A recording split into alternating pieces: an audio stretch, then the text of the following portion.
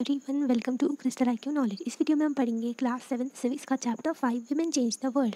मतलब कि विमेन का रोल देखेंगे हम। और समझेंगे कि विमेन का जो कंडीशन है सोसाइटी में और वो किस तरीके से अपना चेंज कर सकती है ना, जेंडर इक्वालिटी आ सकती है। इन द प्रीवियस चैप्टर, इससे पहले वाले चैप्टर में हमने देखा था कि जो विमेन्स है ना, उनका काम को वैल्यू नहीं दी जाती है। जो भी वो काम करते हैं घर में भी, तो उसको भी वैल्यू नहीं दी जाती है ना। मतलब कहते हैं कि काम ही नहीं करती हैं ये, तो है ना, ये सारी चीज़ें बोली जाती है। और जो वुमेन वर्किंग वुमेन होती है तो वो घर का और बाहर दोनों का काम करती है। We also read how doing household work जो करते हैं, taking care of family member is a full time job. तो मतलब जो घर का काम करना और जो टेक केयर करना, जो फैमिली मेम्बर्स होते हैं ना, केयर गिविंग कहते हैं ना, तो उनको केयर करना, उनकी देखभाल करना, तो ये ना फुल टाइम जॉब होती है ना। मतलब कि 24 आवर्स की। And there is no specific hours at which it begins और एंड्स। मतलब कि कोई स्पेसिफिक आवर नहीं है कि इतने बजे से शुरू होगा 7 बजे से 7 बजे तक, है ना। तो ऐसा कोई टाइमलाइन नहीं है जब तक ये चलेगा और मतलब कि और ख़त्म हो जाएगी जॉब, है ना। तो ये तो है, पूरे दिन की जॉब रहती है ये, है ना। In this chapter we will look at the work outside the women. मतलब कि जो भी ना, इस चैप्टर में हम देखेंगे कि जो काम है आउटसाइड द होम, मतलब घर के बाहर जो भी काम है।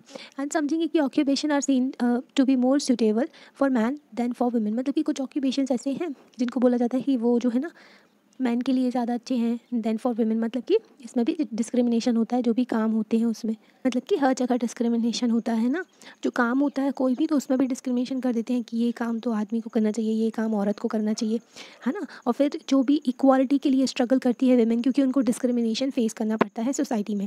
गेटिंग इन एजुकेशन, जब से शुरू से ही देख लो, बचपन से है तो लड़की के नाम पर डिस्क्रिमिनेशन फेस करते हैं। एजुकेशन है तो ज़्यादा प्रेफरेंस ना बॉयज़ को दिया जाता है, उसके भाई को, है ना। And still one way in which new opportunities were created for women. तो एक ना, मतलब कि एजुकेशन एक बहुत ही इंपॉर्टेंट चीज़ है जिसके थ्रू ना वुमेन के लिए अपॉर्चुनिटीज़ क्रिएट हो सकती हैं, है ना। This chapter will also briefly trace the different types of effort made by women's movement to challenge the discrimination in more recent years. तो इसमें ना हम कई सारी चीज़ें देखेंगे चैप्टर में, जैसे कि जो वुमेन्स ना डिफरेंट टाइप्स देखेंगे, जो भी एफर्ट किए गए हैं वुमेन ने, कई सारे एफर्ट किए वुमेन ने, है ना। मूवमेंट रहे वुमेन्स के, मतलब कि उन्होंने अपने अधिकारों के लिए फ़ाइट किया, तो बहुत सारी चीज़ें हम देखेंगे। उन्होंने चैलेंज किया डिस्क्रिमिनेशन को, ठीक है, तो ये भी देखेंगे हम। ओके, ये देखो, ये कितनी प्यारी पेंटिंग दी है। फिर उसके बाद में आप ना इसमें इमेजेस ड्रॉ करना, ठीक है। तो इसमें क्या बताया गया, सबसे पहले फार्मर की, फिर फैक्ट्री वर्कर, फिर एक नर्स की इमेज ड्रॉ करना। ओके, फिर उसके बाद में एक साइंटिस्ट की और एक पायलट की और एक टीचर की। ओके, तो इतनी सारी इमेजेस आपको ड्रॉ करनी है। ओके, और इमेजिन करना कि इस जगह पर कौन आएगा। ओके, तो ये आप देखना। तो आप क्या देखोगे इसमें, see what images your class और फिलिंग। तो मतलब कि आप देखना कि कौन सी मेल और फीमेल के लिए images separately for each occupation. मतलब कि ना, जो ऑक्यूपेशन में भी आप डिस्क्रिमिनेशन कर देते हैं सभी लोग, है ना। जैसे कि टीचर होगा तो मेल और फीमेल दोनों ही हो सकते हैं, पर ज़्यादातर फीमेल को प्रेफर किया जाता है सेफ जॉब कह करके, है ना। फार्मर जो होते हैं, ज़्यादातर फीमेल होती हैं फार्मर, पर फार्मर अगर दिमाग में आता है तो मेल देखते हैं लोग, है ना। फैक्ट्री वर्कर भी मेल देखते हैं, नर्स हो गया तो फीमेल देखते हैं, जबकि मेल भी होते हैं, है ना। साइंटिस्ट हो गया तो मेल को देखते हैं हम, है ना। पायलट हो गया तो हम मेल ही समझते हैं, जबकि दोनों में विमेंस होती हैं, ठीक है। हो सकती हैं हर जगह, हर फील्ड में सभी को इक्वल राइट है कि वो कुछ भी बन सकते हैं, पर जो सोसाइटी है वो डिस्क्रिमिनेशन क्रिएट करती है और लड़कियों को रोकती है कि वो किसी और फील्ड में ना जा पाए, है ना। Are there are more images of man than women. तो ज़्यादा इमेजेस किसकी है, मैन की है ना, देन द विमेन। तो आप देखना इसको, ठीक है। In what kind of jobs for there more images of man and women. तो आप देखो, जैसे कि फार्मर हो गया, फैक्ट्री वर्कर हो गए, साइंटिस्ट हो गए, पायलट। तो ये जो है ना, मेन जॉब्स में जो है जो मेन की इमेजेस बनी है ना, क्योंकि आपकी सारी क्लास में जिसने भी नर्स को ड्रॉ किया तो वो फीमेल को ही सोच करके ड्रॉ किया है। और there are fewer images of female farmers. तो कम इमेजेस हैं क्या फीमेल फार्मर की, ऐसा क्यों है? क्योंकि लोग जो है फार्मर के लिए ना, फार्मर अगर सोचते हैं तो सोचते मैन हैं, पर ज़्यादातर विमेन काम करती हैं खेतों में, है ना। फिर यहाँ पर देखो 83.6% of working women in India are engaged in agriculture work. तो 83.6% अगर विमेन में आप देखो, वर्किंग विमेन में, तो 100% में से 83.6% जो विमेन हैं वो इंडिया में किस काम में है, एग्रीकल्चर वर्क में। मतलब किसान वगैरह जो है खेती में काम करती हैं।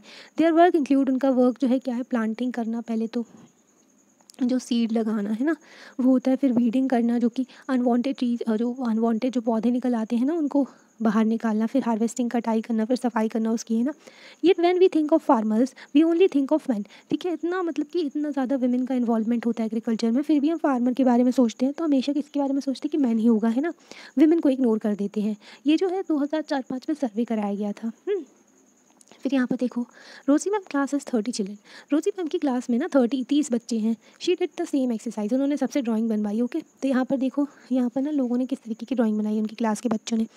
तो टीचर की कैटेगरी में मेल को सिर्फ 5 लोगों ने बनाया, फीमेल को 25 लोगों ने बनाया। फार्मर में 30 लोगों ने मेल बनाए, फीमेल किसी को नहीं बनाया। ओके, जो फार्मर होगी। फैक्ट्री वर्कर्स में 25 मेल बनाए, 5 फीमेल रही। नर्स देखें तो मेल को नर्स वो लोग कंसीडर ही नहीं किए, सारी नर्स फीमेल ही होंगी। साइंटिस्ट में 5 मेल हो गए, 25 जो हो गए मेल हो गए और 5 फीमेल हो गई।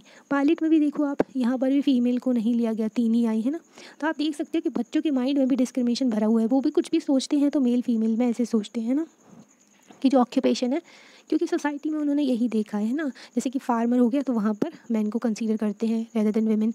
नर्स हो गया तो वहाँ पर फीमेल को कंसीडर करते हैं ना। तो ऐसे ना जॉब भी डिवाइड कर दी गई है। तो इससे क्या होता है, हमारे यहाँ अपॉर्चुनिटीज़ कम होती हैं, है ना। Fewer opportunities and rigid expectation. जैसे कि हो गया मूवी हो गई, टीवी हो गई, है ना। हर जगह जो दिखाया जाता है ना, जो कि हमारा माइंडसेट मतलब कि हमारी सोच को दर्शाते हैं ना। तो वो क्या करते हैं, हमारी सोच को बहुत ज़्यादा इन्फ्लुएंस करते हैं, हमारे माइंड को, है ना। तो अगर आप जो मूवी में भी देखोगे, अगर मैन ही ज़्यादातर आर्मी मिलिट्री आर्मी वगैरह में, है ना, एयरफोर्स में पायलट वगैरह में, और नर्स में विमेन, तो आपका माइंड भी वैसा ही हो जाएगा, है ना। तो वैसे ही दिखाया जाता है। तो सोसाइटी में बहुत इंपॉर्टेंट रोल होता है, जो मीडिया वगैरह होती है वो इन्फ्लुएंस करती है। वैसे ही हमारी फैमिली होती है ना, जिसके आसपास हम रहते हैं, जो भी हमारे दोस्त होते हैं वो भी हमें इन्फ्लुएंस करते हैं। तो इससे भी जेंडर डिस्क्रिमिनेशन आता है। जब हर जगह हम ये सब देखते हैं तो यही स्टीरियोटाइप को फॉलो करने लगते हैं, है ना। तो यहाँ पर देखो, fear opportunities and rigid expectation. तो अ लॉट ऑफ चिल्ड्रन, जो अगर आप देखो बहुत सारे बच्चे जो रोजी मैम की क्लास में थे, उन्होंने विमेन को नर्स बताया और मैन को army officer.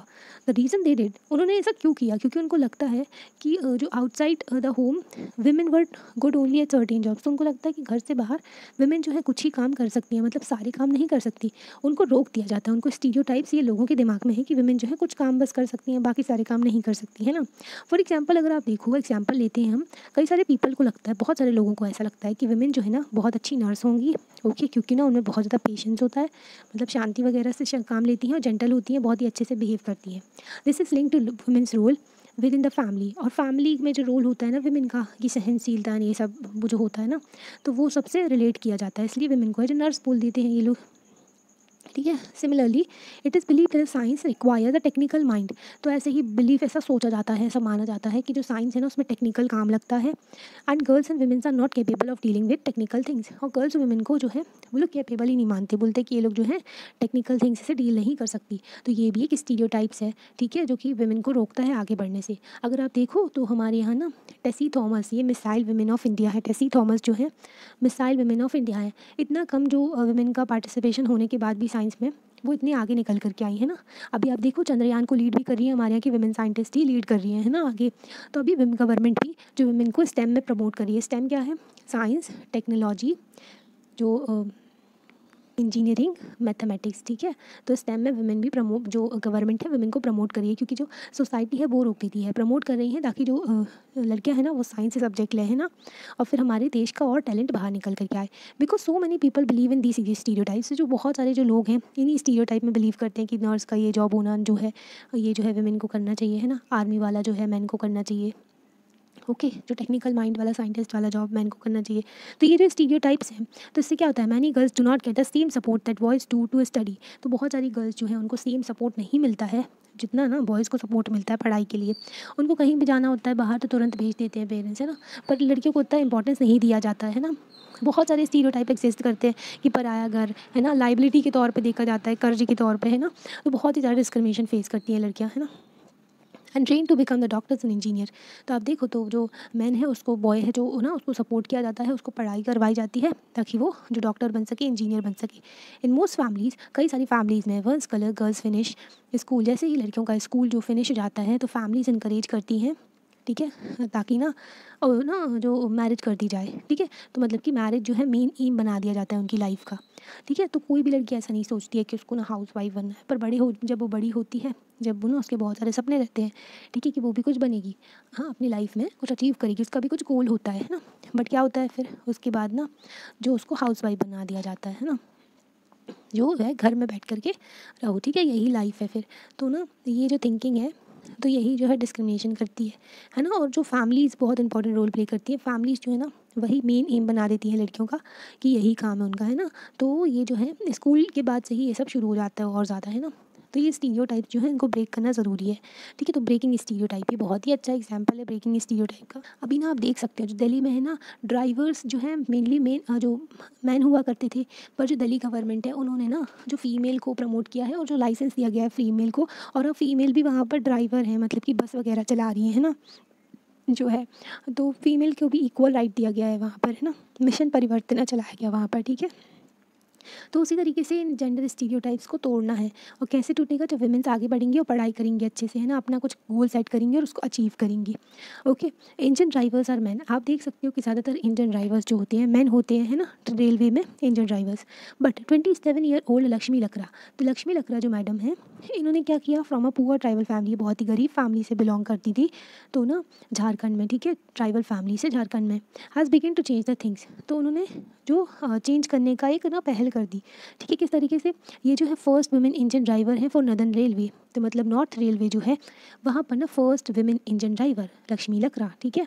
Lakshmi's parents are not literate, मतलब कि लक्ष्मी के पेरेंट्स जो हैं वो पढ़े लिखे नहीं हैं, but they struggled and overcome many hardship to make sure that children got an education. तो पेरेंट्स का रोल बहुत इंपॉर्टेंट होता है कि अपने बच्चों को प्रमोट करें और उनको एजुकेशन दिलवाएं, है ना, चाहे वो लड़की हो या फिर लड़का हो, है ना। तो इन्होंने पूरी कोशिश की, उनके पेरेंट्स ने, कि इनको ना आज कितना भी इन्होंने सहा और अपने बच्चे को एजुकेशन दिलाई। Lakshmi study in a government school, Lakshmi जो है उन्होंने कहाँ से, गवर्नमेंट स्कूल से पढ़ाई की।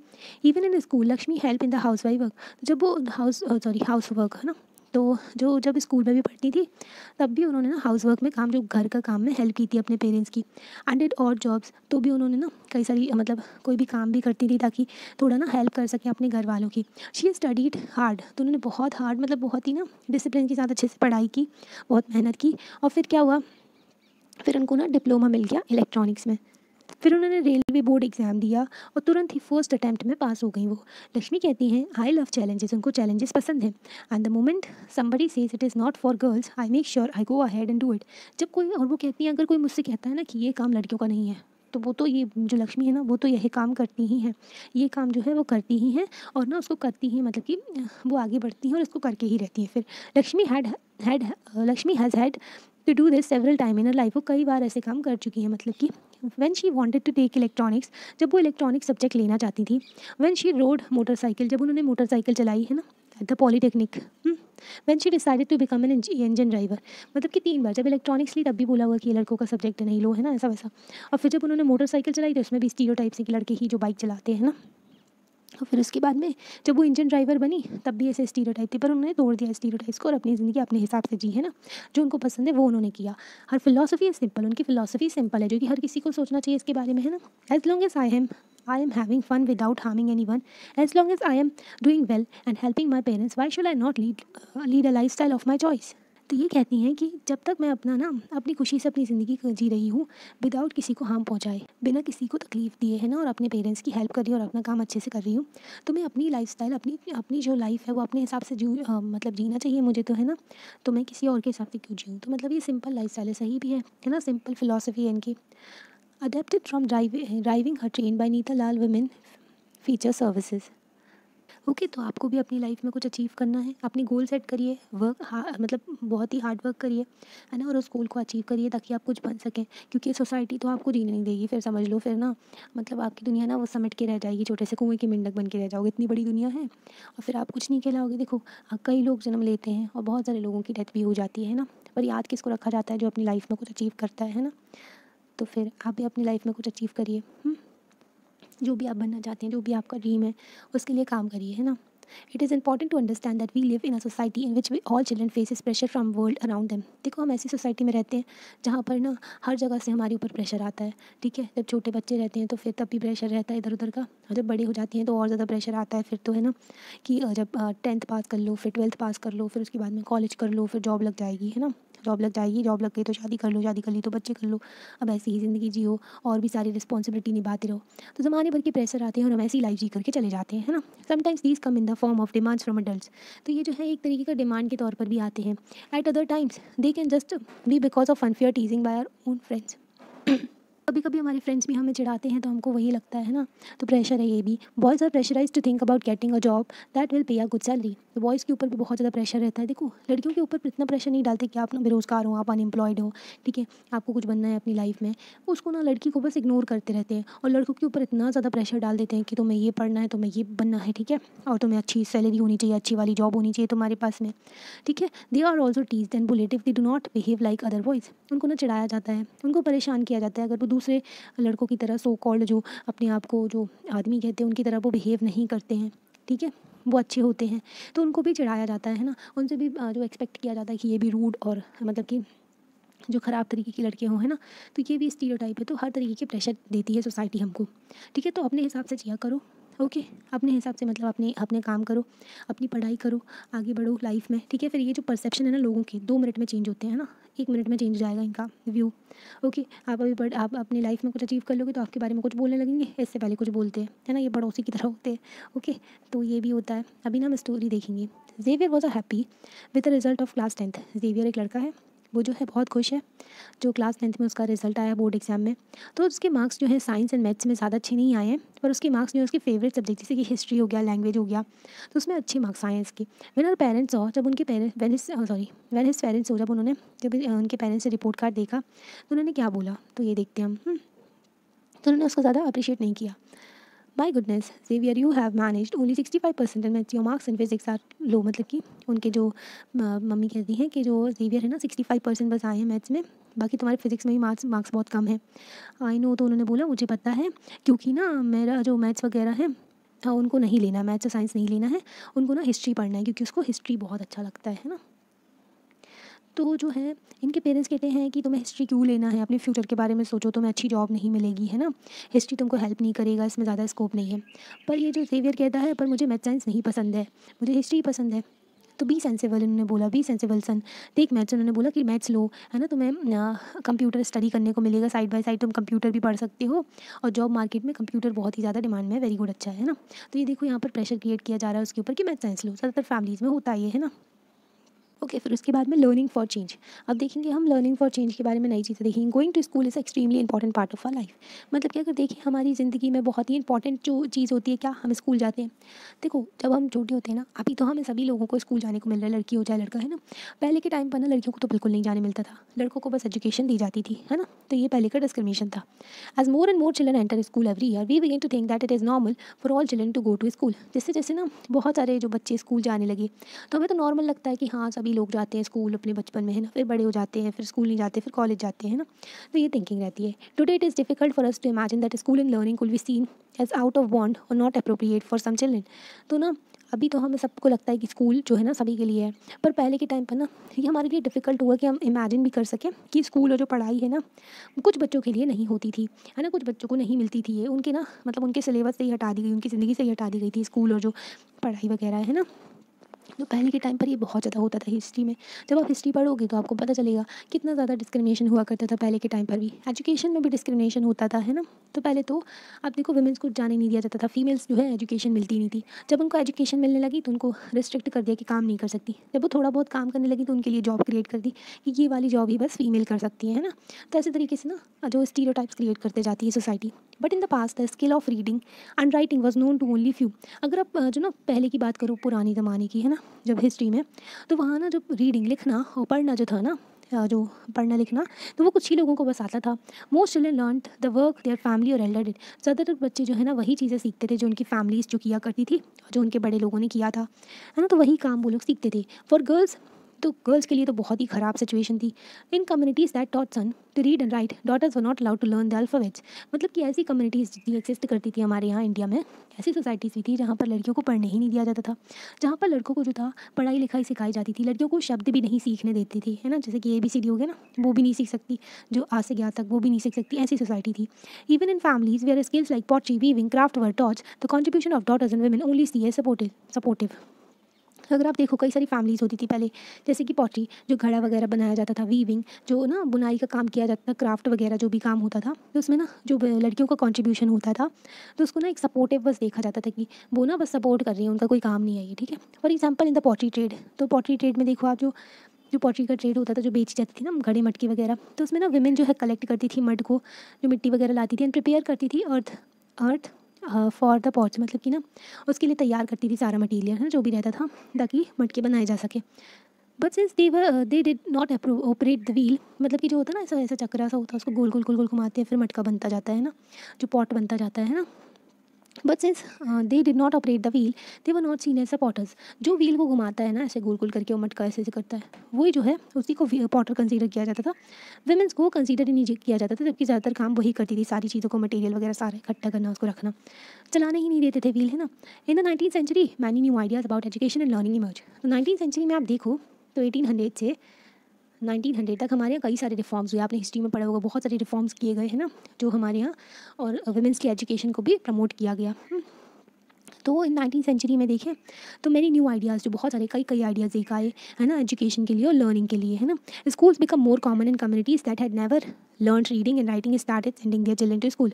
स्कूल कॉमन हो गई क्योंकि बहुत ज़्यादा, जब किसी चीज़ की कमी होती है तो वो कुछ लोगों को मिलती है, जब वो बहुत सारी हो जाती है तो सभी लोगों को मिलती है। जब स्कूल बहुत सारी हो गई तो सभी लोगों के बच्चे उसमें जाने लगे, है ना। But there were a lot of opposition to educating girls even then. But उस टाइम पर भी जो है विमेंस का जो अगर गर्ल्स को स्कूल पर पढ़ाना है तो उसका भी बहुत ज़्यादा अपोजिशन किया जाता था, ये जो लड़कियों को पढ़ने नहीं दिया जाएगा, है ना, उसमें भी। Yet many women and man made effort to open school for girls. तो कई सारे जो मैन एंड वुमेन हैं उन्होंने ना एफर्ट डाले कि जो है लड़कियों के लिए स्कूल ओपन कर दिए जाएँ, है ना, खोले जाएँ स्कूल्स भी। Women struggle to learn and read and write. तो ना टू रीड एंड राइट मतलब कि वुमेन ने बहुत जो स्ट्रगल किया ताकि उनको भी पढ़ने का अधिकार मिल सके, है ना। जैसे कि ज्योतिबा बाई फुले, जो ज्योतिराव फुले की वाइफ थी, सावित्री बाई फुले, सॉरी ज्योतिबा फुले जो थे ना, उनकी वाइफ जो थी Savitri Bai Phule. Savitri Bai Phule first women teacher थी, है ना, फर्स्ट फीमेल टीचर। ओके, तो जो ज्योतिबा फुले थे, ज्योतिराव फुले, तो इन्होंने अपनी वाइफ को पढ़ाया, ठीक है। और फिर जो उनकी वाइफ थी, इन दोनों ने मिलकर के स्कूल भी स्टार्ट किया पुणे में, है ना। ये देखो रामाबाई का दिया गया है यहाँ पर। रामाबाई 1858 से 1922 के बीच में, शो नवर विद डॉटर, इनकी डॉटर के साथ में इनकी पिक्चर दी गई है, ठीक है। तो ये बहुत ही इंपॉर्टेंट थी, इन्होंने जो वुमेन एजुकेशन को आगे बढ़ाया। She never went to school, ये कभी स्कूल नहीं गई, पर लिखना पढ़ना सीखी अपने पेरेंट्स से, ठीक है। इनके पेरेंट्स ने इनको सिखाया, जो पढ़ाई लिखाई है ना रामाबाई को। She was given the title Pandita, तो इनको पंडिता का टाइटल दिया गया बिकॉज जो है ये बोल लिख सकती थी और ना बोल पढ़ सकती थी संस्कृत को। संस्कृत एक रिमार्केबल अचीवमेंट थी as a women, then were not allowed such knowledge, क्योंकि वुमेंस के लिए अलाउड नहीं था ये सब पढ़ना, पर उन्होंने संस्कृत पढ़ ली थी, है ना। She went on to up to mission in Kheda गाँव। तो खेड़गांव जो नियर पुणे के पास में जो गांव था, वहाँ पर उन्होंने क्या किया, एक मिशन पे गई वो 1898 में। उन्होंने where widows and poor women were encourage not only to become literate but to be independent. जहाँ पर उन्होंने जो विडोज़ होती हैं, विधवा होती हैं, और जो पुअर वुमेन होती हैं, जो गरीब औरतें होती हैं, उनको इनकरेज किया कि तुम लोग स्टडी करो, पढ़ो, है ना, लिटरेट बनो और इंडिपेंडेंट भी बनो, मतलब कि अपने पैरों पर खड़े हो, है ना। Then they were taught a variety of skill, उनको स्किल सिखाई गई, जैसे कि कारपेंट्री वगैरह, टू रनिंग प्रिंटिंग प्रेस कैसे चलाते हैं ये, जैसे कि अगर आज के टाइम पर भी देखो ये स्किल नहीं दी जाती, जैसे कि प्रिंटिंग प्रेस कैसे चलाना है, कारपेंट्री वगैरह में भी वुमेन्स को इंक्लूड नहीं किया जाता है। The printing press can be seen in the picture on the top left corner. Ramabai mission is still active today. तो आज भी रामाबाई का मिशन चल रहा है। तो देखो इन्होंने खुद तो अपनी लाइफ इंप्रूव की और बाकी सारी औरतों की भी लाइफ इंप्रूव की, इसलिए हम आज इनके बारे में पढ़ रहे हैं, है ना। तो हमें भी ऐसा ही कुछ करना चाहिए। तो प्रिंटिंग प्रेस देखो, तो ये जो पिक्चर दी गई है यहाँ पर, तो रामाबाई का मिशन आज भी चल रहा है ना। ये देखो प्रिंटिंग प्रेस के बारे में बताया गया है ना। तो रामाबाई की स्टोरी से हमको देखने को मिला कि उस टाइम पर एजुकेशन नहीं थी, फिर भी इन्होंने, इनके पेरेंट्स ने इनको बढ़ावा दिया, इन्होंने पढ़ाया उनको, फिर इनको पंडिता का टाइटल मिल गया, है ना। इन्होंने संस्कृत पढ़ी थी, इन्होंने खारगांव में मिशन शुरू किया, वुमेन्स की लाइफ इंप्रूव की। Okay, let us read about the experience of Rashsundari Devi. तो रशुंधरी देवी 1800 से 1819 तक इनका जीवन रहा।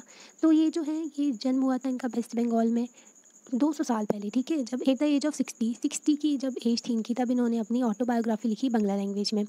उनकी बुक का जो टाइटल था अमर जीवन, ठीक है। तो ऑटोबायोग्राफी जो होती है, हम खुद लिखते हैं अपने जीवन के बारे में। बायोग्राफी जब होती है, जिसको बोलते हैं बायोग्राफी, वो कोई और हमारे जीवन के बारे में लिखता है, ठीक है। तो अमर जीवन एक पहली जो फर्स्ट नोन ऑटोबायोग्राफी थी written by an Indian women. तो इंडियन वुमेन ने फर्स्ट जो ऑटोबायोग्राफी जो कि जानी गई, तो इंडियन वुमेन द्वारा लिखी गई थी, ये जो थी अमर जीवन थी। रशुंधरी देवी जो थी एक हाउसवाइफ थी from a rich landlord family, मतलब कि एक अमीर जो ज़मींदार वाली फैमिली से बिलोंग करती थी, वहाँ पर हाउसवाइफ थी ये, ठीक है। At that time it was believe that if women learn to read and write she would bring bad luck to her husband and become a widow. उस टाइम पर ऐसा बिलीव किया जाता था अगर विमेन जो है पढ़ी लिखी होगी, ठीक है, लिखेगी और पढ़ेगी, तो वो ना बैड लक लेके आएगी। उससे क्या होगा, बैड लक होगा इनकी फैमिली में और उनका हस्बैंड की डेथ हो जाएगी, वो विडो बन जाएगी, ठीक है। तो ये जो है ना, ये सोच थी लोगों की उस टाइम पर, मतलब ऐसा बिलीव किया करते थे वो लोग, ठीक है, जो ऐसी उनकी दगेनुसी जो ख्यालात थे, ठीक है। डिस्पाइट दिस शी टॉट, तो इसके बावजूद उन्होंने ना खुद से अपना पढ़ना लिखना सीखा सीक्रेट में। वेल आफ्टर हर मैरिज, शादी के बाद ही उन्होंने लिखना पढ़ना सीखा। देखो कितने ज़्यादा मतलब करेज थी ना, करेजियस लेडी थी वो, कि इतना ज़्यादा जो थॉट्स डोमिनेट कर रहे हैं सोसाइटी में ऐसे कि जो बैड लक होगा फैमिली में, है ना, और हस्बैंड की डेथ हो जाएगी और फिर विडो बन जाएगी, फिर भी उन्होंने शादी के बाद जो है पढ़ना लिखना सीखा, है ना। Learning to read and write let some women to question the situation of women in society. जब लोग, जो औरतों ने पढ़ना लिखना सीखा, तब उनको समझ में आया सोसाइटी की कंडीशन, और फिर उन्होंने जो वुमेन की जो कंडीशन है उसके ऊपर, वुमेन की जो सिचुएशन है, जैसा वुमेन फील कर रही हैं, उन्होंने देखा, लिखा, है ना। दे रोट स्टोरीज, उन्होंने स्टोरीज लिखी, कई सारे लेटर्स लिखी, ऑटोबायोग्राफी लिखी, समझाया कि जो कितनी ज़्यादा इनइक्वालिटीज़ फेस कर रहे हैं, अपना एक्सपीरियंस लिखा इनइक्वालिटीज़ का, जो सोसाइटी में कितना भेदभाव है, हमारी सोसाइटी में कितना ज़्यादा गलत होता है जो औरतों के साथ में। इन दियर राइटिंग्स, वो अपनी राइटिंग्स में और भी चीज़ें मेंशन करते थे। वो इमेजिन करते थे new ways of thinking and living for both man and women. तो नया तरीका खोजने की कोशिश करते थे जिस तरीके से मैन एंड वुमेन रह सके, मतलब कि जेंडर इक्वालिटी हो, है ना, और समानता हो, सभी लोगों को इक्वल अधिकार हो, ठीक है। तो सब लोग यही चाहते थे। I will start working it down and I will still be it until well beyond midnight. I had no rest in the between. I was only 14 years old at the time. I came to nurture a great longing. I will learn to read and I wrote a religious manuscript. तो इधर पे क्या बोला उन्होंने, उन्होंने बोला कि वो ना सुबह से उठ जाती थी, काम करना शुरू कर देती थी, ठीक है, और फिर आधी रात तक वो काम ही करती रहती थी, घर का सारा, है ना, और फिर भी उनके पास में टाइम नहीं बचता था, और उनको ना जो रेस्ट भी नहीं मिलता था, बिल्कुल काम ही करती रहती थी, उनको आराम बिल्कुल नहीं मिलता था, ठीक है। जब वो 14 साल की थी तब उनका जीवन ऐसा था, देखो दिन भर काम करती रहती थी वो, है ना। तो ना इतना ज़्यादा काम करने के बाद फिर उनकी ना एक मन में वो चाहती थी, उनके मन में ये आया था कि वो ना जो पढ़ेंगी, ठीक है, लिखेंगी, पढ़ना लिखना सीखेंगी, और फिर क्या रिलीजियस मैन्यूस्क्रिप्ट को लिखेंगी, मतलब रिलीजन के बारे में कुछ लिखेंगी, वो मैन्यूस्क्रिप्ट बनाएंगी। हाँ, तो उनका ना मतलब कि वो सीखेंगी पढ़ना, ठीक है, और फिर रिलीजियस मैन्यूस्क्रिप्ट को पढ़ेंगी, सॉरी, हाँ, तो रिलीजियस मैन्यूस्क्रिप्ट को पढ़ेंगी। तो वो कहती थी कि वो ना अनलकी थी। क्यों अनलकी थी? क्योंकि उस टाइम पर वुमेंस को पढ़ाया नहीं जाता था, तो वुमेंस जो होती थी एजुकेटेड नहीं होती थी। Later I begin to resent my own thoughts, तो मतलब वो अपने ही जो थॉट्स थे उससे नाराज़ होने लगी। What is wrong with me, तो बोलती मेरे साथ गलत क्या है। Women do not read, how will I do, तो मतलब वुमेंस जो है पढ़ नहीं सकती, मैं कैसे पढ़ सकती हूँ फिर, हाँ मैं कैसे पढ़ूँगी। और फिर then I had a dream, फिर उनकी ना सपना आया। I was reading manuscript of Chaitanya Bhagavata, फिर उनका ना जो सपना आया कि वो ना जो थे चैतन्य भगवत थे, चैतन्य भागवत, सॉरी, तो जो एक लाइफ थी एक सेंट की, जो एक साधु की, तो उसकी मैन्यूस्क्रिप्ट को ये पढ़ रही थी, तो उनको सपना आया। Later in the day as I was cooking, I sat on the cooking in the kitchen. I heard my husband say to my eldest son, Vipin, I have left my Chaitanya Bhagavad here. ठीक है, तो उन्होंने ना जब वो खाना बना रही थी किचन में, तो उनके हस्बैंड ने बोला उनके बेटे से कि विपिन, मैंने ना यहाँ पर चैतन्य भागवत यहाँ पर छोड़ रखी है, ठीक है। When I ask for it bring it in, जब भी मैं बोलूँ कि लेकर आना, ठीक है। तो उन्होंने ऐसा बोला। ही लेफ्ट द बुक, तो वो ना अपनी बुक जो है घर में छोड़ के चले गए थे और फिर चले गए। When the book had been taken inside, जब वो बुक ना घर में आ गई थी, तो इन्होंने सीक्रेटली, मतलब कि शांति से उसको ना ले लिया सीक्रेटली, सीक्रेट तरीके से उठा लिया बुक को, टुक आउट अ पेज, और उसमें पेज निकाला and hid it carefully, okay.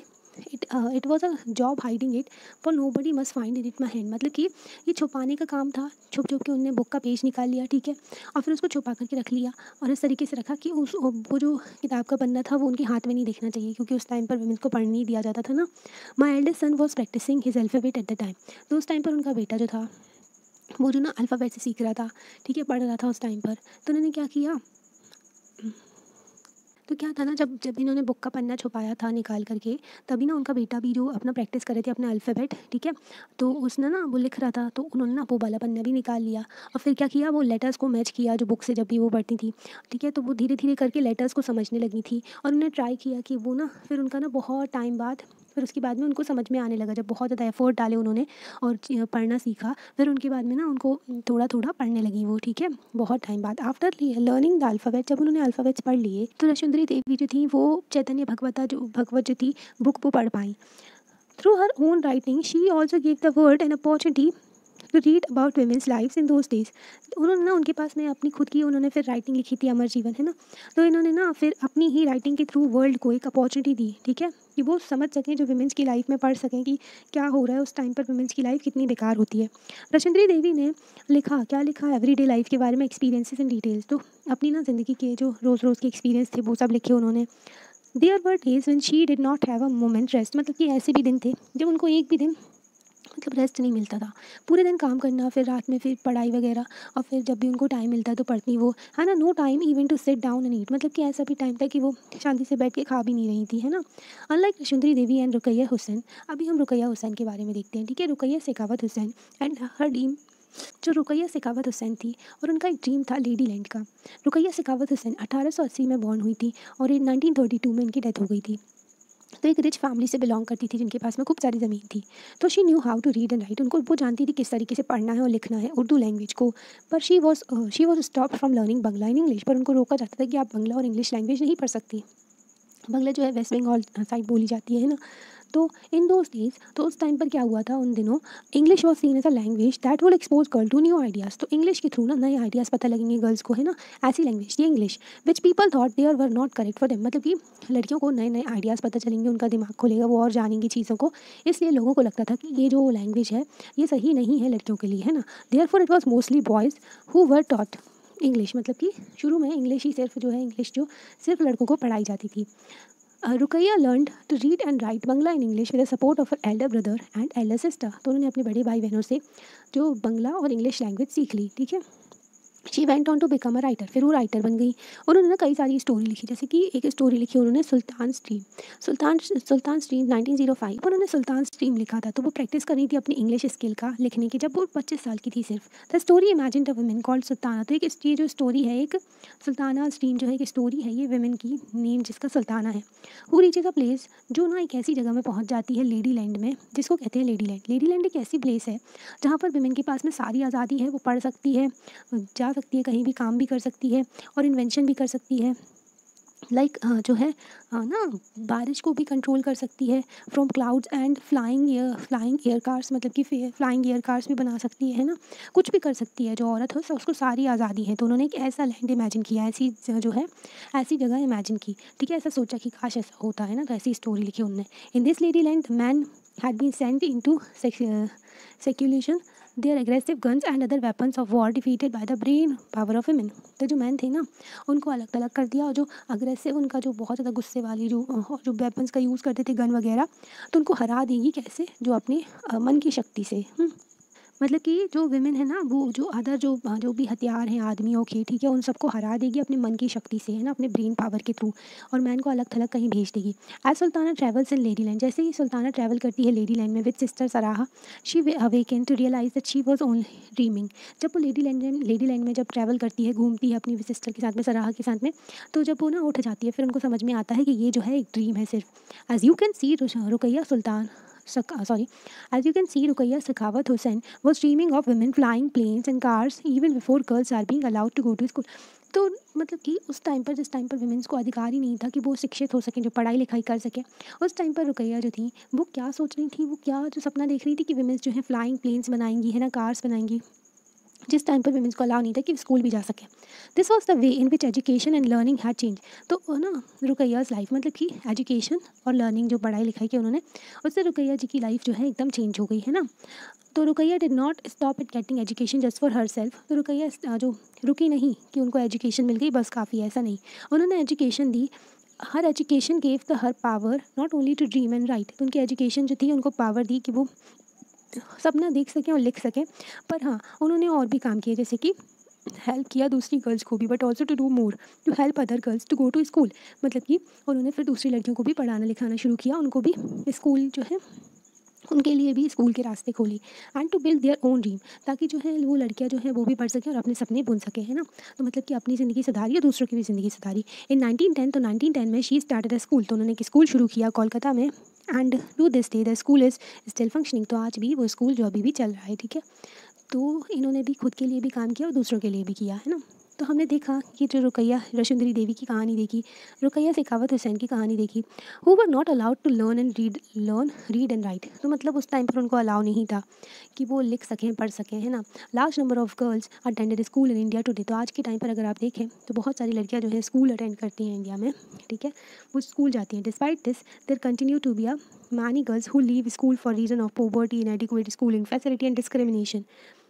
तो स्कूल जाने के बावजूद भी कई सारी लड़कियां जो हैं वो स्कूल छोड़ देती हैं। क्यों? गरीबी की वजह से। उनको जो है स्कूल में ढंग की फैसिलिटीज़ नहीं मिलती, जैसे कि टॉयलेट वगैरह ना होना, उनके साथ में जो गलत व्यवहार होना, ठीक है, जो ह्यूमिलेशन होना, ठीक है। तो कई सारे रीज़न होते हैं। डिस्क्रिमिनेशन जो होता है उसकी वजह से भी तो पेरेंट्स जो है लड़कियों को फिर नहीं जाने देते स्कूल, ठीक है। Providing schooling facility to children from all communities and class background particularly girls continue to be a challenge in India. तो प्रॉपर स्कूलिंग फैसिलिटी प्रोवाइड करना, ठीक है, लड़कियों को असेसेबल हो, स्कूल जो हो अफोर्डेबल हो, अवेलेबल हो, तो 3 चीज़ें बहुत इंपॉर्टेंट होती हैं, है ना। एजुकेशन, प्रॉपर एजुकेशन मिले विदाउट एनी डिस्क्रिमिनेशन सभी कम्युनिटीज़ को, चिल्ड्रन जो है सारे बच्चों को मिले, है ना। तो बिना किसी क्लास बैकग्राउंड, तो गर्ल्स जो है अभी भी चैलेंज फेस करती हैं जो इंडिया में, ठीक है। तो पैट्रियार्की भी मेन रीज़न है ना। तो अभी भी कई सारे पिछड़े इलाके हैं जहाँ पर स्कूल जो है असेसेबल नहीं है for the girls. After learning the alphabet, तो अल्फ़ाबेट पढ़ने के बाद फिर तो ये तो हो गया था ना स्कूलिंग इन एजुकेशन टुडे। आज के टाइम पर जो स्कूलिंग और एजुकेशन के बारे में हम देखेंगे। Schooling in education today both boys and girls attend करते हैं स्कूल, मतलब कि स्कूल जाते हैं दोनों बॉयज़ एंड गर्ल्स हो गए। ये तस्वीर as we will see there is still remain difference between the education of boys and girls. आज भी हम देखते हैं मेजर गैप है, डिफरेंस है जो एजुकेशन में बॉयज़ और गर्ल्स। इंडिया में हर 10 साल में सेंसस होता है, ठीक है। तो which counts the whole population of the country. जो कि ना सेंसस होता है हर 10 साल में, जिसमें पॉपुलेशन काउंट की जाती है कि कितने लोग हमारी कंट्री में रहते हैं, क्या काम करते हैं, कितने पढ़े लिखे हैं, है ना, कितने जो है मेल हैं, कितने फीमेल हैं। तो कई सारी काउंटिंग होती है। It also gathers detail information about the people living in India. तो ये जो है गैदर करते हैं, डिटेल इन्फॉर्मेशन इकट्ठी करते हैं जो भी पीपल हमारे इंडिया में रहते हैं। उनकी एज हो गई, कितनी एज की है, कितनी स्कूल उन्होंने पढ़ाई की है, क्या काम करते हैं वो, ठीक है। बहुत सारी चीज़ें कलेक्ट की जाती हैं, इन्फॉर्मेशन कलेक्ट की जाती है। वी यूज़ दिस इन्फॉर्मेशन, इस इन्फॉर्मेशन को यूज़ करते हैं ताकि हम देख सकें, मेजर कर सकें कई सारी थिंग्स, जैसे कि कितने लोग हमारे यहाँ पढ़े लिखे हैं, है ना, लिटरेट हैं, and the ratio of man and women, कितनी वुमेन है कितने मैन हैं, ठीक है। अकॉर्डिंग टू 1961 का census about 40% of all boys and mens. तो 40% जो बॉयज़ एंड मेंस हैं 7 साल से ऊपर के and above were literate, and that is they could at least read and right their name. तो हमारे यहाँ लिटरेट की डेफिनेशन ही बहुत डिफरेंट है। मतलब कि लिटरेट होना मतलब कि 7 साल से ऊपर का इंसान जिसको लिखना आता हो और अपना नाम जो है पढ़ सके, तो वो कहलाएगा literate. Compare to just 15% of all girls and womens, ठीक है। तो अगर आप देखो 1961 में इतना कम रेशियो था कि 40% जो बॉयज़ हैं, मैन हैं, वो लिटरेट हैं और सिर्फ 15% थी women. In most recent census, अगर हमारा रीसेंट सेंसस देखें अभी 2011 का जो हम फॉलो कर रहे हैं, अभी आया नहीं है, 2021-22 में जो प्रिपेयर किया जा रहा है, तो 23-24 तक आ जाए शायद तक, है ना। तो टाइम लगता है, इतनी बड़ी पॉपुलेशन, इतनी बड़ी कंट्री, इतनी सारी पॉपुलेशन तो कलेक्ट करने में, है ना। इन द मोस्ट रिसेंट, तो अभी हम 2011 का सेंसस फॉलो करते हैं। इसमें क्या है, 82% जो बॉयज़ एंड मेंस हैं उनके जो लिटरेट हैं, और 65% जो गर्ल्स हैं वो लिटरेट हैं, गर्ल्स और वुमेन्स हैं। मतलब इसमें भी अभी भी आज के टाइम पर भी इतना डिफरेंस है लिटरेसी में, पढ़ाई लिखाई में भी, है ना। This means that the proportion of both man and women who are now able to read and have at least some amount of schooling has increase. मतलब कि 1961 से अगर 2011 में देखो तो कुछ इंक्रीज़ हो गया है जो प्रपोर्शन जो है मैन वुमेन का, जो पढ़ लिख सकते हैं, है ना। But as you can also see, पर आप ये भी देख सकते हो कि जो परसेंटेज जो है मेल ग्रुप का ज़्यादा है पढ़ाई लिखाई में फीमेल ग्रुप से, the gap has not gone away. और पढ़ लिख के भी जो लड़कियां हैं वो अपना ना डिपेंडेंट होती है, इकोनॉमिकली इंडिपेंडेंट नहीं होती। मतलब कि पढ़ने लिखने के बाद भी जो वुमेन्स है ना वो इकोनॉमिकली इंडिपेंडेंट नहीं होती। एक तो कम रेशियो है पढ़ाई लिखाई वाले का, है ना, और पढ़ने के बाद भी इकोनॉमिकली इंडिपेंडेंट नहीं होती, डिपेंडेंट होती है फैमिली के ऊपर, या फिर जो है फिर शादी हो जाती है तो फिर हस्बैंड के ऊपर, ठीक है, या फिर सबऑर्डिनेट बन जाती है, ठीक है। तो ये देखो सस्टेनेबल डेवलपमेंट गोल हर चैप्टर में हमने आपसे डिस्कस किए थे। तो इस चैप्टर में जो गोल 4 बताया गया है, इसमें क्या है, quality education. Sustainable development goal है ये यूएन जो है, यूएन की जो यूएन ने सेट किए हैं, United nation sustainable development goals. Sustainable development मतलब कि जो ऐसा डेवलपमेंट लेकर के चलना जो कि इस जनरेशन का भी ध्यान रखे और फ्यूचर जनरेशन का भी, मतलब कि रिसोर्सेज को इतना एक्सप्लॉइट नहीं करना है कि फ्यूचर जनरेशन के लिए कुछ बचे ही ना, है ना। तो सस्टेनेबल डेवलपमेंट गोल्स 17 हैं, ठीक है, 2030 तक अचीव करने हैं। 2015 में सेट किए गए थे, 2030 तक अचीव करनी है। तो क्वालिटी एजुकेशन उसका एक इंपॉर्टेंट गोल है, गोल नंबर 4, ठीक है, ताकि सब लोगों को अफोर्डेबल, असेसेबल एंड अवेलेबल हो सके एजुकेशन, है ना। Here's a table that shows the percentage of girls and boys leaves the school from different social groups including SC and ST। तो ना जो सबसे ज़्यादा डिस्क्रिमिनेट किए जाते थे शेड्यूल कास्ट, शेड्यूल ट्राइब वाले जो थे ग्रुप, तो उनमें देखा गया है कि परसेंटेज ऑफ जो भी गर्ल्स और बॉयज़ हैं जो कि स्कूल छोड़ देते हैं। Average annual drop rate in school education, मतलब कि जो एनुअल हर साल जो ड्रॉप आउट रेट है जो भी स्कूल छोड़ने वाले बच्चे हैं 2014-15 का। तो अगर आप प्राइमरी में देखो 1 से 5वीं तक के जो बच्चे हैं तो उनमें सबसे ज़्यादा अगर आप देखो तो जो ना बॉयज़ का ड्रॉप आउट रेट जो है इतना है और गर्ल्स का इतना, मतलब बचपन में जो छोड़ने वाले बच्चे हैं 4.36 बॉयज़ ज़्यादा है ना। फिर प्राइमरी स्कूल 6 से 8 वाले में गर्ल्स का ज़्यादा है, ठीक है। फिर अगर सेकेंडरी में देखें तो ज़्यादा लड़कियों को पढ़ाया नहीं जाता, फिर इसमें भी ज़्यादा ड्रॉप आउट रेट है जो 9th स्टैंड में यहाँ 17.21 है बॉयज़ का, ठीक है। तो फिर अगर एससी में देखो तो ज़्यादा किसका है, तो अगर ओवरऑल देखो तो 9th-10th की क्लास में जो लड़कियों का ज़्यादा है, ठीक है, जो ड्रॉप आउट रेट यहाँ पर भी ज़्यादा है। प्राइमरी में जो है मेल का ज़्यादा है। अगर एसटी में देखो तो यहाँ पर जो है बॉयज़ का ज़्यादा है। यहाँ पर लगभग लगभग सेम ही है दोनों के, है ना।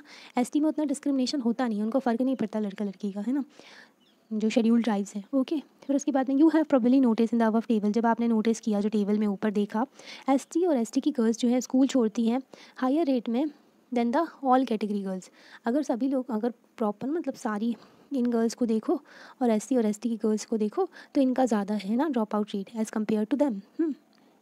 This means the girls who are from Dalit, तो जो भी गर्ल्स हैं अगर वो दलित और आदिवासी कम्युनिटी से बिलोंग करती हैं तो वो जो है बहुत कम ही स्कूल गई होंगी, ऐसा माना जाता है। क्योंकि ना जो डेटा सामने आए हैं द 2011 के सेंसस के अकॉर्डिंगली मुस्लिम गर्ल्स जो हैं are less likely than SC/ST girl to complete the primary school. तो मुस्लिम गर्ल्स भी जो हैं वो भी अपना प्राइमरी स्कूल भी कंप्लीट नहीं कर पाती हैं, है ना। तो ये भी बताया गया है। While a Muslim girl is likely to stay in school for around 3 years, girls from other community spend around 4 years। अगर आपकी एवरेज निकालते हैं ना तो मुस्लिम गर्ल्स जो हैं वो 3 years रहती हैं स्कूल में, और जो अदर कम्युनिटीज़ की देखें तो वो जो होती हैं 4 साल रहती हैं, है ना। There are several reason why children from Dalit Adivasi Muslim communities leave school. तो कई सारे रीज़न है, क्योंकि मतलब कि रीज़न क्या है कि वो ये बच्चे जो हैं स्कूल छोड़ देते हैं from Dalit Adivasi Muslim community के। क्योंकि कई सारी कंट्री में देखें तो कई सारे पार्ट्स में देखें हमारी कंट्री में कई सारी जगहों में जो स्पेशली इन रूरल और पुअर एरियाज़ में अगर देखें तो वहाँ पर ना not even proper school not teacher, तो प्रॉपर स्कूल नहीं होते हैं रूरल एरियाज़ में, ना ही प्रॉपर जो है जो टीचर्स होते हैं अच्छे, है ना। और टीचर्स हुए भी तो जो है रेगुलर क्लासेस नहीं होती हैं अच्छे से, है ना। अगर स्कूल होता भी है is not close to the peoples home, तो स्कूल भी बहुत दूर होता है। कई बार पेपर में न्यूज़ भी आती है कि बच्चों को नदी तैर करके स्कूल जाना पड़ता है। And there is no transport, वहाँ पर ट्रांसपोर्ट वगैरह भी नहीं होती कि बसेज हों या फिर वैन्स हो ताकि जो है बच्चे स्कूल जा सकें। पेरेंट्स में not even willing to send their girls to school, और पेरेंट्स जो है उनकी जो सोच है वो भी वैसी है, तो वो लोग भी स्कूल नहीं भेजते हैं लड़कियों को, है ना। तो कई सारे जो फैक्टर्स जो हैं एक्सटर्नल भी हैं और इंटरनल फैक्टर्स जो हैं वो जो पेरेंट्स हैं कि जो स्कूल नहीं भेजते हैं, है ना। और तो कई सारी फैमिलीज़ जो होती हैं बहुत गरीब होती हैं, वो कॉस्ट नहीं उठा पाती हैं एजुकेशन का, चिल्ड्रन सारे बच्चों को पढ़ाने का। इसमें बॉयज़ को प्रेफरेंस दिया जाता है कि लड़कों को ज़्यादा पढ़ाया जाए, है ना। अगर कम जो दोनों में ऑप्शन रहे तो बॉयज़ को ही मिलेगा, है ना। Many children also leave the school because they are discriminated against by the teacher. कई सारे बच्चे जो हैं स्कूल छोड़ देते हैं क्योंकि उनके जो टीचर्स हैं उनके साथ में बहुत ज़्यादा डिस्क्रिमिनेशन करते हैं, या फिर उनके जो क्लासमेट हैं। जैसे कि आपने ओम प्रकाश वाल्मीकि की जूटन भी पढ़ी थी ना, बुक के बारे में बताया था जूटन की, कि उनके साथ में जो बचपन में ही इतना ज़्यादा डिस्क्रिमिनेशन किया गया था क्योंकि वो जो दलित थे, है ना। तो उसकी वजह से टीचर्स तक डिस्क्रिमिनेशन करते हैं ना। तो ये स्टैटिस्टिक दिया गया है बॉयज़ एंड गर्ल्स का, ST बॉयज़ एंड ST जो ऑल बॉयज़ और ST बॉयज़ का, है ना। फिर जो बेटी बचाओ बेटी पढ़ाओ अभियान कैंपेन जो लॉन्च किया गया था 2014 में, पर अभी जो लोकसभा में जो रिपोर्ट भी प्रस्तुत की थी तो उसमें पता चला, मतलब कि जो लाई गई तो प्रेजेंट की गई तो उसमें दिखाया गया कि एडवर्टीज़मेंट में 80% पैसा खर्च कर दिया इसका, है ना। तो अगर इस स्कीम में आप 80% पैसा एडवर्टीज़मेंट में ही डाल दोगे तो फिर बाकी का बचा क्या, है ना। जो लड़कियों को बेनिफिट क्या प्रोवाइड करोगे, तो ये भी जो क्वेश्चन मार्क लगाता है इस स्कीम में। पर बेटी बचाओ बेटी पढ़ाओ जो अभियान है वो आगे चल के मतलब उसने ना बहुत एक पॉजिटिव एटीट्यूड डेवलप किया सोसाइटी में। ओके, विमेंस मूवमेंट के बारे में देखते हैं कि औरतों ने भी कुछ अपना अधिकारों के लिए फ़ाइट की है ना। आज के टाइम पे आप देखते हैं तो विमेंस और गर्ल्स जो हो गई उनको राइट है कि वो स्टडी जो पढ़ सकें, है ना, स्कूल जा सकें। There are other spheres like legal reform violence and health there are other spheres, तो कई सारे अलग स्पेयर्स भी हैं जहाँ पर ना जैसे कि लीगल रिफॉर्म हो गया, वायलेंस हो गया, हेल्थ हो गया, where the situation of women and girls has improved. तो कई सारे ना लीगल रिफॉर्म किए गए ताकि वुमेन्स एजुकेशन के बारे में देख सके, वायलेंस वगैरह ना हो उनके साथ में और हेल्थ कंडीशन उनकी सुधर सके, वुमेन्स की सिचुएशन इंप्रूव हो सके। These changes have not happened automatically, तो ये ऑटोमेटिकली नहीं हुए कि ठीक है वुमेन्स को जो सिचुएशन जो वायलेंस फेस करती है सोसाइटी में तो उनके अधिकारों को प्रोटेक्ट किया जाए, ऐसा कुछ नहीं हुआ था, ठीक है। ये ना जो वुमेन्स जब अपना खुद का स्टैंड ली थी, उन्होंने बोला कि हमारे साथ ये गलत होता है, तब जो सरकार ने फिर लॉ बनाया था, है ना। Women individually and collectively have struggled to bring about these changes. तो विमेन जो अकेले भी और जो कलेक्टिवली ग्रुप बना करके भी उन्होंने जो स्ट्रगल किया, अपना जो चेंजेस लेके आ सके सोसाइटी में, this struggle is known as the women movement. एक इसी स्ट्रगल जो उन्होंने अपनी जो सोसाइटी में चेंज ला सके, अपने अधिकारों के लिए जो फाइट किया उन्होंने, तो उसी को विमेन मूवमेंट कहते हैं, women's movement. Individual women and women's organisation from different parts of the country are a part of the movement. तो इंडिविजुअल विमेन हो गई अकेली, और विमेन ऑर्गेनाइजेशन भी हो गई डिफरेंट अलग अलग पार्ट्स जो कंट्रीज़ में से, तो उसकी ना मूवमेंट, ये पार्ट जो अलग अलग जो डिफरेंट पार्ट्स हो गए कंट्री के, तो मतलब अलग अलग जगह जो कंट्री में, तो वहाँ से निकल के आई और इस मूवमेंट का पार्ट बनी। मैनी मैन, कई सारे मैन जो थे उन्होंने भी सपोर्ट किया विमेंस मूवमेंट को, है ना, तो वो भी जेंडर इक्वालिटी को प्रमोट करते थे, क्योंकि the diversity passion and efforts of those involve makes it is very vibrant movement. तो ये जो है डाइवर्सिटी रही कि अलग अलग विमेंस हो गई है ना, ठीक है, तो ना डाइवर्सिटी रही, पैशन रहा, एफर्ट्स डाले विमेंस ने, तो ये बहुत ज़्यादा बढ़ चढ़ के ये मूवमेंट आगे बढ़ा है ना। डिफरेंट स्ट्रेटजीज यूज़ की गई कि स्प्रेड कर सके अवेयरनेस लोगों में, पहले तो जागरूकता फैलाई दूसरी औरतों में भी कि भाई अपने अधिकारों के लिए फ़ाइट करो, है ना। तो उन्होंने भी ज्वाइन किया जो मूवमेंट को, डिस्क्रिमिनेशन से फ़ाइट करो, है ना, और जस्टिस के लिए, है ना, तो डिस्क्रिमिनेशन भी नहीं होना चाहिए और जस्टिस मिले सभी को। Here are some claims of the struggle. तो कुछ मूवमेंट्स के बारे में बताया गया है यहाँ पर। कैंपेनिंग, तो कैंपेनिंग एक इंपॉर्टेंट चीज़ होती है जिसके थ्रू आप अपना अपना व्यूज़ जो है, अपने जो अधिकार के बारे में बात करते हो, सरकार तक जो आवाज़ पहुँचाते हो, है ना। तो campaigning to fight discrimination and violence against women are an important part of the women's movement. तो कैंपेन जिसके लिए ना, मतलब कि फ़ाइट कर सके, डिस्क्रिमिनेशन से लड़ सके, है ना, डिस्क्रिमिनेशन हटा सके, वॉयलेंस ना हो, वुमेन्स के जो अधिकार जो है उनका हनन ना हो, मतलब कि जो मारपीट होती है तो वो सब ना हो। ये इंपॉर्टेंट पार्ट रहा, बहुत ही इंपॉर्टेंट चीज़ थी वुमेन्स मूवमेंट की, क्योंकि इसके बारे में कोई बात ही नहीं करता था। सहना सहना सहना यही सब सिखाया जाता है ना अपनी सोसाइटी में, कि सहनशीलता होनी चाहिए, वुमेन्स को सहना चाहिए, ये वो, ठीक है। तो campaign have also led to new laws being pass. तो जब ये कैंपेन किया इन्होंने, तो फिर इनके लिए, इनके अधिकारों के लिए जो लॉज बनाए गए, ठीक है, सरकार ने। A law was passed in 2006 to give women who face physical and mental violence within home, also called the domestic violence, some legal protection. तो मतलब कि जब ये कैंपेन किए गए, फिर ना गवर्नमेंट ने लॉ बनाया, तो वुमेन्स को फिजिकल मेंटल जो वायलेंस फेस करती थी, तो उससे बचाने के लिए जो घरों में, तो डोमेस्टिक वायलेंस एक्ट आया, ठीक है। डोमेस्टिक वायलेंस एक्ट जो है वो लग जाएगा अगर कोई भी जो मैन है या फिर उनकी फैमिली है जो कि वुमेन के ऊपर वायलेंस करते हैं ना, जो भी उनको मारपीट करते हैं, तो उनके ऊपर डोमेस्टिक वायलेंस एक्ट लग जाएगा, ठीक है। तो उनको एक लीगल प्रोटेक्शन मिल गई। सिमिलरली एफर्ट्स मेड, तो और भी एफर्ट किए गए विमेंस मूवमेंट, जो कि विमेंस मूवमेंट रहा। सुप्रीम कोर्ट में गाइडलाइन फॉर्मुलेट की गई 1977 में, प्रोटेक्ट कर सके विमेन को against sexual harassment in the work place and with in educational institution.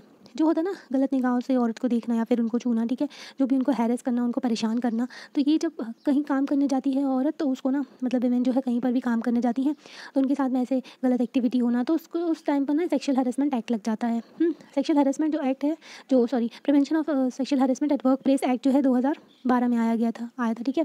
जब इससे पहले विशाखा गाइडलाइंस आई थी 1977 में, सुप्रीम कोर्ट ने दी, पर एक्ट बनाने में कितना टाइम लग गया, मतलब पूरे ना फिर ना 10-12 साल बाद, फिर मतलब 15 साल बाद करीब, फिर उन्होंने एक्ट बनाया, ठीक है। तो मतलब कि देख सकते हो गवर्नमेंट का काम कितना स्लो रहता है ना। तो जब तक अपने अधिकारों के लिए आप बोलोगे नहीं, तब तक वो करेंगे नहीं, है ना। तो कभी कभी तो चिल्ला चिल्ला के बोलना पड़ता है कि भाई इसकी ज़रूरत है, सोसाइटी में ये प्रॉब्लम है, इसके लिए आप आवाज़ उठाओ।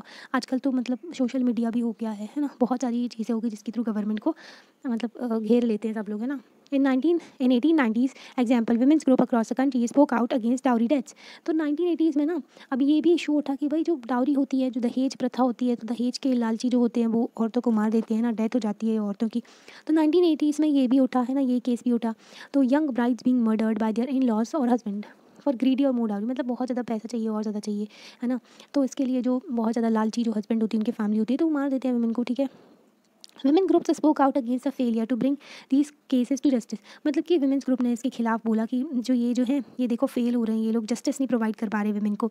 दे did so by coming on to the street, वह स्ट्रीट में जो गलियों में आई, ठीक है, जो रोड पर आ गई थी, अप्रोचिंग द कोर्ट, उन्होंने कोर्ट के सामने गए, कोर्ट के लिए अप्रोच किया, बाय शेयरिंग इन्फॉर्मेशन, उन्होंने शेयर किया अपनी इन्फॉर्मेशन, जो भी प्रॉब्लम थी, है ना, कोर्ट के सामने गई। क्योंकि सुप्रीम कोर्ट जो है ऐसा, जो हमारे यहाँ की हाईएस्ट जुडिशरी है, ठीक है, तो हाईएस्ट कोर्ट ऑफ अपील है, सुप्रीम कोर्ट का आदेश जो है सारी कोर्ट्स को फॉलो करना पड़ता है ना। सुप्रीम कोर्ट के पास में 142 अंडर आर्टिकल 142 सुप्रीम कोर्ट के पास में ऐसी पावर होती है कि वो लॉ बना दी, है ना। मतलब कंप्लीट जस्टिस प्रोवाइड करने के लिए सुप्रीम कोर्ट ना कुछ भी कर सकते हैं, फिर कंप्लीट जस्टिस प्रोवाइड करिए ना, वो एक्स्ट्रा ऑर्डिनरी पावर कहते हैं। जो आर्टिकल है कॉन्स्टिट्यूशन का 142, ये सुप्रीम कोर्ट को सबसे ज़्यादा पावर दे देता है कि वो कुछ भी कर सकते हैं कंप्लीट जस्टिस प्रोवाइड करने के लिए, है ना। मतलब कि कॉन्स्टिट्यूशन के अंडर ही जो भी काम कर सकते हैं वो कंप्लीट जस्टिस देने के लिए लोगों को। तो eventually this became a public issue. फिर जब लोगों ने बात की कि जो वुमेन्स जो ना डाउरी डेथ्स हो रही हैं, जो भी वायलेंस फेस कर रही हैं वुमेन, तो ना ये पब्लिक इशू बन गया, न्यूज़पेपर में छपा, बहुत ज़्यादा सोसाइटी में लोगों को पता चला इस चीज़ के बारे में, है ना। पता तो था ही, सब चुप रहते थे, है ना। तो डाउरी के लिए अगेंस्ट ना लॉ लेकर के आ गया। ताकि फैमिलीज़ को पनिश कर सके जो भी ये ऐसा एक्ट कमिट करती है। आजकल तो बहुत स्ट्रिक्ट हो गए हैं ना ये सारे कानून, है ना, क्योंकि वुमेन के खिलाफ क्राइम भी बहुत है ना।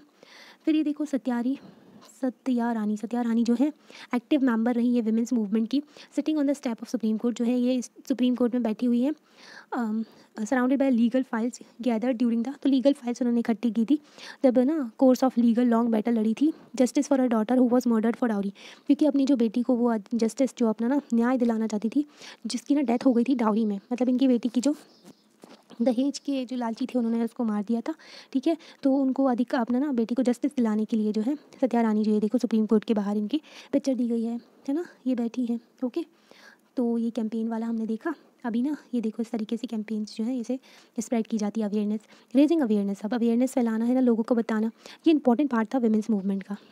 ये बहुत ही इंपॉर्टेंट पार्ट भी है जो women's movements work is to raise public awareness on women's right issue. Women's right issues का देखो अपने अधिकारों के बारे में आपको बोलना पड़ेगा, स्टैंड होना पड़ेगा, सबके सामने आना पड़ेगा, है ना। तो बहुत ही इंपॉर्टेंट है कि अवेयर करा जाए लोगों को। Their message has been spread through street play, तो स्ट्रीट प्ले जो ड्रामा करते हैं ना इस तरीके से, तो स्ट्रीट प्ले के थ्रू, गाने के थ्रू, पब्लिक मीटिंग्स करके, पोस्टर बना करके, कई सारे तरीके होते हैं जिसके थ्रू ना अवेयरनेस लोगों को अवेयर करते हैं, प्रोटेस्ट करते हैं, ठीक है। अब प्रोटेस्ट भी इंपॉर्टेंट है, कैंपेन हो गया, अवेयरनेस हो गया, protest. The women's movement raises its voice when violations against women take place. For example women's movement अपनी जो आवाज़ उठाती है, आजकल बहुत सारी जो ग्रुप बने हुए हैं ना विमेंस की राइट्स के लिए, अगर कोई भी दिक्कत होती है तो वहाँ पर कंप्लेन करती है जो विमेंस होती है। तो विमेन जो है अपनी वॉइस को, जो अपनी आवाज़ उठाती है जब भी उनका ना अधिकारों का हनन होता है, ठीक है।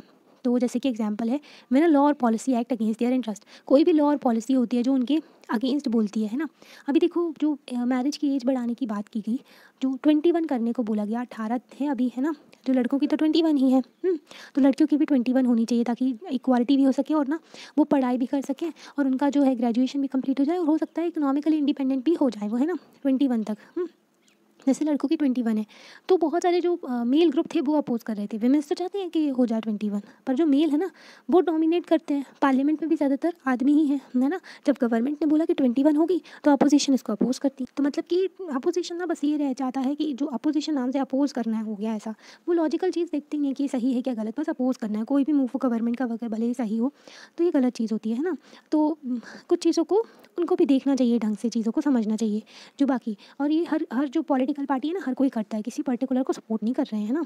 तो ये हो गया। फिर पब्लिक रैलीज निकाली जाती हैं, डेमोन्स्ट्रेशन, लोगों जो प्रदर्शन किया जाता है। ये बहुत ही पावरफुल वे है of drawing attention to injustice. अगर गलत हो रहा है, इनजस्टिस हो रहा है ना, तो उसके जो अटेंशन लेकर के आना लोगों का, है ना, मतलब कि इसको जो है जो सबकी आंखों के सामने लेकर के आना, है ना, कि ये जो है ये गलत हो रहा है। तो पब्लिक रैलीज निकाली जाती हैं ना, प्रदर्शन किया जाता है रोड पर, ताकि बता सके कि देखो गलत हो रहा है हमारे साथ, है ना। तो प्रोटेस्ट करना भी एक इंपॉर्टेंट जो होता है, ये वे होता है जिसके थ्रू अपना बताते हैं, शोइंग सॉलिडिटी, जो एकजुटता दिखाते हैं लोग, है ना, साथ में आ जाते हैं। Women's movement is all about showing solidity with other women and causes, मतलब कि एक दूसरी विमेन के साथ में अगर गलत हुआ है तो उसके लिए भी सब लोग साथ में आ जाते हैं, एकजुटता दिखाते हैं, ठीक है। तो यहाँ पर ना 8 मार्च की दी गई है। 8 मार्च जो हमारे यहाँ इंटरनेशनल वुमेंस डे सेलिब्रेट किया जाता है, वर्ल्ड में, सॉरी हमारे यहाँ नहीं, वर्ल्ड में सेलिब्रेट किया जाता है। Women all over the world come together to celebrate and renew their struggle. तो मतलब कि सारी जो वुमेन है सारे वर्ल्ड में, तो अपने स्ट्रगल को जो है मतलब सब साथ में आते हैं और दिखाते हैं कि जो ना उनका जो अधिकार है, उन्होंने जो भी स्ट्रगल किए, है ना, उसके बारे में। तो इंटरनेशनल वुमेंस डे जो हमारे जो सबके यहाँ मनाया जाता है वर्ल्ड में, है ना। हमारे नेशनल वुमेंस डे भी मनाया जाता है सरोजनी नायडू जो है, नाइटिंगेल ऑफ इंडिया, उनके बर्थडे पर। तो आपको वो डेट बतानी है कब मनाया जाता है ना। फिर उसके बारे में यहाँ पर ना एक चीज़ और दी गई है, our women are holding up the candles to demonstrate the solidity between the people of India and Pakistan. मतलब कि जो एकजुटता, भाईचारा, ये सब दिखाना जो इंडिया एंड पाकिस्तान के बीच में जो मतलब कि दिखा सके, तो विमेन ने कैंडल्स पकड़ी हुई है। Every year 14 August several thousands of people gather on Wagah on the border of India and Pakistan hold a cultural program. तो हर जो साल 14 अगस्त को हज़ारों लोग जो बागा बॉर्डर पे आते हैं इंडिया और पाकिस्तान की, जहाँ पर ना कल्चरल प्रोग्राम्स होते हैं बहुत सारे, जो है प्रदर्शन किए जाते हैं। वहाँ पर भी जो है जो सिक्योरिटी फोर्सेस है वो भी पार्टिसिपेट करती है, वहाँ पर प्रदर्शन नहीं, पार्टिसिपेशन होता है। हाँ, तो ये चीज़ें होती हैं। तो कल्चरल प्रोग्राम होता है 14 अगस्त को बागा बॉर्डर पर। तो ये बताया गया, देखो कितनी अच्छी दिखती है पिक्चर, है ना। तो चैप्टर हो गया है कंप्लीट। आप ना ये ग्लोसरी भी देखा करो पहले ना, चैप्टर पढ़ने के पहले ग्लोसरी भी देख लिया करो। तो ग्लोसरी में स्टीरियोटाइप्स का मीनिंग दिया गया है, डिस्क्रिमिनेशन जो भेदभाव होता है उसके बारे में, है ना। वॉयलेशन का जो लॉ को तोड़ना है ना, फोर्सफुली ब्रेक द लॉ और रूल, है ना। तो डिसरिस्पेक्ट दिखाना उसके प्रति, तो वो जो होता है वॉयलेशन। और सेक्शुअल हैरेसमेंट बताया गया, जो फिजिकली वर्बली मुंह से बोलकर भी या फिर फिजिकली टच कर भी जो भी है ना गलत चीज़ की जाती है, तो उसको भी विदाउट मतलब कि इच्छा के बिना किसी की इच्छा के बिना उसको ऐसे हैरेसमेंट, जो ऐसी शब्द बोलना या फिर कुछ करना, बिहेवियर करना, तो वो सेक्शुअल हैरेसमेंट होता है ना। तो ये वर्क प्लेस में देखा जाता है। स्टीरियोटाइप्स हमने आपको बताया था, एक पर्टिकुलर जो ना एक ना लोगों का जो बिलीफ हो जाता है, एक पर्टिकुलर वो थिंग ना ऐसा फ्रेमवर्क बना लेते हैं, उसमें सबको फिट करते हैं, है ना। जैसे कि हमने बॉयज़ एंड गर्ल्स का देखा था चैप्टर में कि सर्टेन सब्जेक्ट्स जो हैं वो जो हैं लड़कों को पढ़ने चाहिए, कुछ जो है लड़कियों के लिए, है ना। पर्टिकुलर जो लड़कियों को है जो है घर का काम करना चाहिए, लड़कों को बाहर का। तो ये जो है स्टीरियोटाइप्स हैं, है ना, ये थिंकिंग है लोगों के दिमाग की, ऐसा उन्होंने बना लिया और इसको तोड़ने ही नहीं देते, मतलब आगे नहीं बढ़ने देते हैं लोगों को, ठीक है। उनका बिलीव होता है कि वो कुछ फिक्स्ड काम करें, है ना। तो इस तरीके का जो चीज़ें होती है वो ना स्टीरियोटाइप होती है। चैप्टर हो गया है कंप्लीट। आपको कैसा लगता है आप लाइक करके बता सकते हैं और चैनल को सब्सक्राइब भी कर सकते हैं और शेयर भी कर सकते हैं अपने फ्रेंड्स के साथ में। Thank you.